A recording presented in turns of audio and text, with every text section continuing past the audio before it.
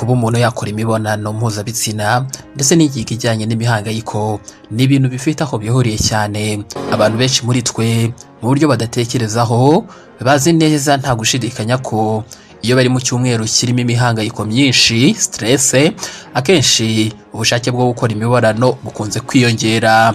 Ugasanga abantu bakoze imibonano mpuzabitsina nk'uburyo bwo kwibagiza ya mihangayiko stress. Iyi ngingo rero ijyanye no guhuza ibitsina bigafasha umuntu kugabanya imihangayiko ntago ari iby'abantu bazi gusa, ahubwo n'inzobere zibajije cyane impamvu zituma gutera akabariro bikuraho cyangwa se bikagabanya imihangayiko umuntu yagira mu buzima bwe bwa buri munsi. Babona impamvu zitandukanye rero zigenda zigaragaza ibingibi. Uburyo ingingo ijyanye no guhuza ibitsina ifasha umuntu kugabanya stress cyangwa se imihangayiko n'ubwoba nuko bigira uruhare mu irekurwa ry'imisemburo ituma umuntu yumva ameze neza mu mubiri, harimo uzwi cyane mu gutera akanyamuneza uzwi ku izina rya oxytocin. Iyi misemburo rero ifasha mu gutuma umuntu aruhuka byimbitse ndetse yewe bigatuma n'ubwoba yari afite bugabanuka. Ibi rero bituma ingingo ijyanye no guhuza ibitsina yubahwa cyane na buri wese, kuko kuri benshi ifatwa nk'umuti udateje ikibazo na kimwe mu buzima bitewe nyine nuko kuzamura imisemburo itera akanyamuneza. Ikindi kandi biniyo bibaye binagabanya imisemburo itandukanye itera stress cyangwa se nyine igira uruhare mu kugira ngo umuntu yumva ahangayitse bidasanzwe. Ahari mushobora kwibaza mutese agiye kutwigisha kwishora mu busambanyi. Gusa ibi ngibi ntago ari cyo bivuze, ahubwo igikorwa cy'imibonano ni igikorwa cyo gushimisha umubiri, gikorwa n'abantu babiri babihisemo cyangwa se umuntu umwe ku giti cye binyuze mu byo benshi bita kwikinisha, nk'uko inyandiko nyinshi zigenda zibigarukaho. Uno munsi rero M250 TV mu kiganiro cyacu Philosophy of Life twabateguriye ibyiza byo gukora imibonano mpuzabitsina ku ngingo ijyanye no kugabanya stress cyangwa se imihangayiko ndetse n'ubwoba. Ngewe bakusanyirije kandi ugiye no kubibagezaho ndi Muhire. Reka nkwibutse gukora subscribe nimba ari ubwa mbere ugeze hano, kugira ngo ibiganiro tugenda tubategurira ndetse yewe tukanabagezaho mujye muhita mubyumva cyangwa se mubibona tukibishyiraho. Twakwibaza tutese bigenda gute kugira ngo umuntu ukoze imibonano yumva ameze neza, mbese imihangayiko n'ubwoba bigabanuke. Igikorwa cyo gukora imibonano mpuzabitsina ndetse n'ingingo itagisigana nabyo yo kurangiza bituma umubiri wiyoroshya cyane, bigatuma umubiri usohora imisemburo itandukanye itera akanyamuneza mu mubiri akumva ameze neza cyane. Uretse ibyo kandi imibonano ituma havuburwa ikindi kinyabutabire kizwi nka dopamine. Iki ngiki nacyo kigereranwa nk'igitera ibyishimo mu mubiri bitewe nuko iyo kivubutse umuntu agira ibyishimo bidasanzwe byinshi ndetse yewe n'akanyamuneza kakamusaga. Ingingo ya mbere igaragaza bino no kwiyongera k'umusemburo w'ibyishimo witwa oxytocin. Iyi oxytocin ni umusemburo uzwi cyane nk'umusemburo w'ibyishimo bitewe nuko ari umusemburo uvuburwa iyo abakundana bari gukora ibikorwa by'urukundo birimo gukoranaho, gusomana ndetse n'ibindi. Ibi ngibi bikaba iyo abakuze bakundana bari gukora ibyo bikorwa by'urukundo, cyangwa se ukavuburwa ku mugore utwite igihe cyo kubyara ndetse yewe n'igihe umubyeyi ari konsa umwana. Uko abantu begerana mu gikorwa cyo gutera akabariro ndetse n'ingingo ijyanye no kurangiza muri icyo gikorwa bituma uyu musemburo uvuburwa cyane ku bwinshi. Uyu musemburo rero ushobora kugabanya uburibwe ubwo ari bwo bwose ndetse ugatera n'izindi ngaruka nziza zirimo kuzamura icyizere hagati y'abari gukora icyo gikorwa cy'imibonano ndetse no gutera akanyamuneza kuri bo. Ni nayo mpamvu rero birangira uno musemburo bawise umusemburo w'urukundo.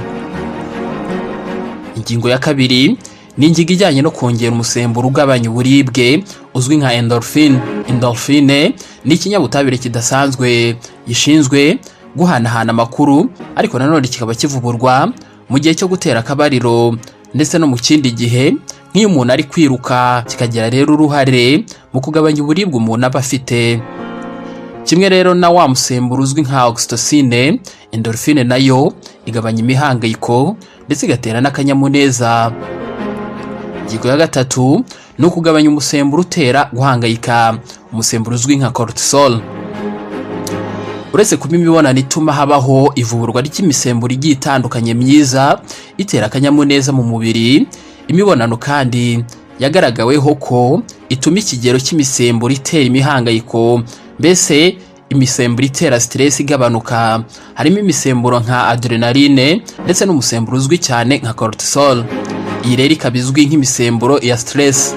Iyo umubiri uhuye n'ikintu icyo ari cyo cyose kibi cyangwa se giteye ubwoba n'impungenge, umubiri uvubura ino misemburo kugira ngo nyine itume habaho kwirwanaho cyangwa se kurwanya icyo kije gihungabanya umudendezo w'umubiri. Nubwo bino biba mu gihe gito kandi bikaba byafasha umubiri kwirwanaho, kugira ingano nyinshi ya cya kinyabutabire kizwi nka cortisol igihe cyose ntago ari byiza cyane ku mibereho myiza y'umubiri muri rusange, ndetse by'umwihariko ku bwonko.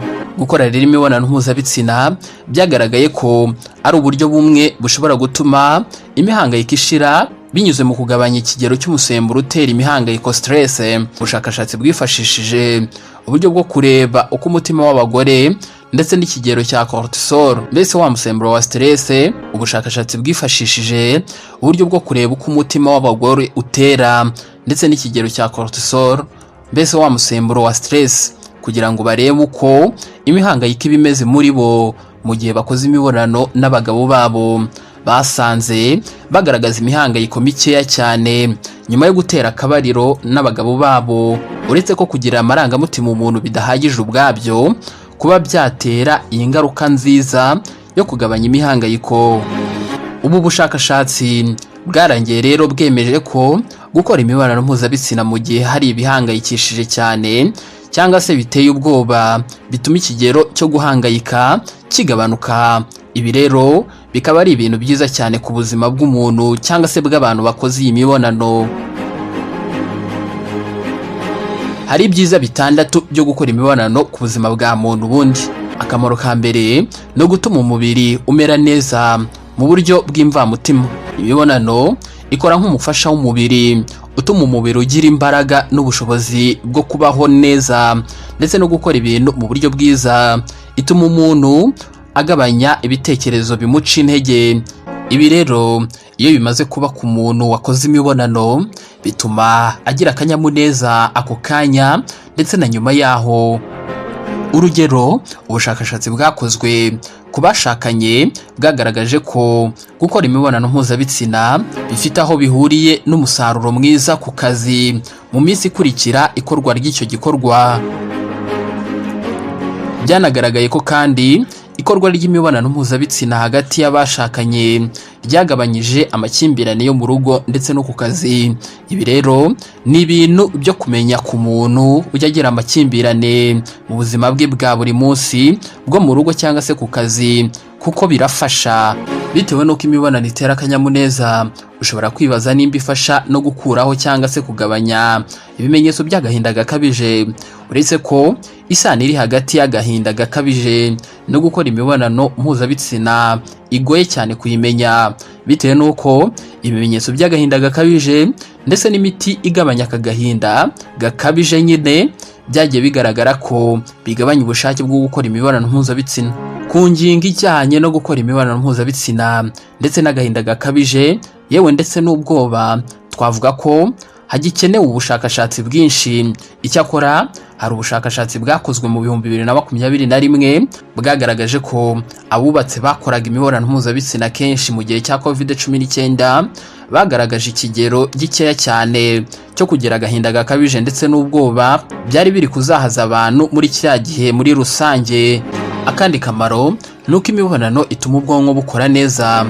Uretse kubibasha gutuma umuntu agira akanyamuneza, imibonano ituma intekerezo zawe zihora ku murongo. Ubushakashatsi bwakozwe ku bakuze bafite imyaka iri hejuru ya 50 y'amavuko bakora imibonano kenshi mu buzima bwabo, byagaragaye ko bituma ibice byo mu bwonko bishinzwe kwibuka ndetse no gufata mu mutwe bikora neza. Gukora imibonano mpuzabitsina bituma kwiyumvanamo hagati y'abantu babiri bakundana kwiyongera, bigatuma kandi guhangayikirana bitabarangwa. bakizerana ndetse bagahora bakeneranye. Byanagaragaye kandi ko abashakanye bafite abafasha bahuza cyane ku ngingo ijyanye no gutera akabariro ndetse no kwizerana, bagira imihangayiko mikeya cyane mu buzima bwabo, bakaramba ndetse yewe bakarangwa n'akanyamuneza igihe cyose mu bandi. Akandi kamaro nuko gukora imibonano mpuzabitsina bitanga ingaruka nziza nk'izo gukora siporo. Bitewe n'ibyo ukunda gukora, ushobora gutwika ibinure byinshi cyane ukoresheje gukora imibonano mpuzabitsina n'umufasha wawe, ndetse yewe ukanunguka izindi nyungu nyinshi zishingiye ku kugabanya imihangayiko, stress. Akandi kamaro nuko imibonano ifasha mu gusinzira neza. Ubushakashatsi bwagaragaje ko gukora imibonano bituma umuntu abasha gusinzira neza, by'umwihariko ku muntu wakoze imibonano asinzira vuba, mbese bitamugoye, ndetse yewe iryo joro yayikozemo agasinzira neza cyane. Aha rero naho ya misemburo y'ibyishimo ibigiramo uruhare rukomeye cyane. Kwiyongera kw'imisemburo nka oxytocin ndetse na prolactine bikunze kuvuburwa mu kurangiza kw'abakoze imibonano, ndetse no kugabanuka k'umusemburo wa stress wa wundi twabonye witwa cortisol, byose bigira uruhare mu gutuma umuntu ukora imibonano agira ubuzima burimo gusinzira neza. Ushobora kwibaza utese ni kangahe nakora imibonano n'umufasha wanjye? Ese ni buri cyumweru? Ni buri munsi se? Angaha inshuro runaka zo gukora imibonano ziterwa na buri muntu. Gusa ubushakashatsi bugiye butandukanye bwagiye buhuriza hagati ya 1 na 2 mu cyumweru. Kuba gusinzira neza bifite aho bihuriye no gukora imibonano ni ikindi kintu cyerekana uburyo gukora imibonano bigira uruhare mu kugabanya stress. Ubusanzwe ku bantu bahorana imihangayiko idashira usanga bagorwa no gusinzira neza. Ibi rero gukora imibonano bituma bishiraho vuba. Kandi kamaro nuko imibonano igabanya ibyago byo kwibasirwa n'indwara zifata urwungano rushinzwe gutwara amaraso. Ahangaha akandi kamaro ko gukora imibonano nuko bifasha imikorere y'umutima. Ubushakashatsi bwagaragaje ko abagabo bakora byibuza imibonano 2 mu cyumweru bagira ibyago bikeya byo kwibasirwa n'indwara z'umutima ndetse n'izindi bifitanye isano. Ushobora kwibaza utese birashoboka gukora imibonano kandi ufite ikibazo cy'umutima? Umuryango w'Abanyamerika ukurikirana iby'umutima ugaragaza ko nk'uko ushobora gukora siporo gusa yoroheje, ni nako bishoboka cyane gukora imibonano mpuzabitsina. Nimba rero ubana n'ibibazo by'umutima cyangwa se ibindi bifitanye isano, iteka ni byiza ko ubanza kuvugana na muganga mbere yo gukora imibonano cyane, cyangwa se gukora ibindi bintu bisaba imbaraga nyinshi cyane.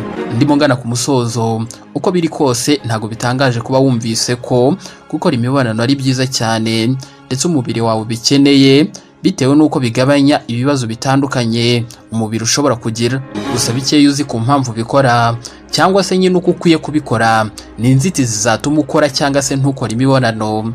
Nyamara bifitiye akamaro gakomeye umubiri muri rusange. Kubashakanye bakundana, imibonano ni isoko y'ibyishimo mu rugo, bivamo umuti w'imihangayiko yo mu buzima.